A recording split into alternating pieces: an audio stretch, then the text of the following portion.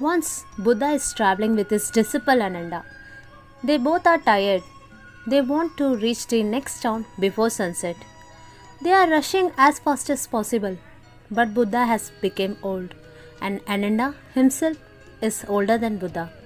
They are worried that perhaps they will have to stay in the forest for the night, that they will not be able to reach the nearby town. They ask an old man, a farmer who is working in his field, how far is the town?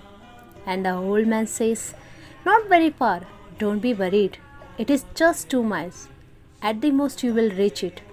Buddha smiles, the old man smiles. Ananda cannot understand what is going on. 2 miles have passed, there is no town yet. And they are even more tired now. An old woman is collecting wood and Ananda asks us, how far is the village? And she says, not more than 2 miles. You have already reached it. Don't be worried. Buddha laughs. The old woman laughs. And Ananda looks at both and says, what is this laughter? And after 2 miles, still there is no town. They ask a third man, and again the same answer and the same situations. And Ananda drops his bag and he says, I'm not going to move anymore. I'm so tired. And it seems we are never going to cross this 2 miles. 3 times we believed, but one question arises in my mind. Living with Buddha for 40 years, he has learned how to live with such a man, not to ask any unnecessary questions. But he says, now if it is unnecessary or necessary, I don't care. One thing you have to tell me. Why were you laughing when that old man said 2 miles? Just 2 miles. You don't have to go more than that. And again you laughed with that old woman and she also smiled. And again with the third person the same thing happened. What was this laugh? What was transferring between you people? You don't know them. They don't know you. Buddha smiled and said, our profession is same.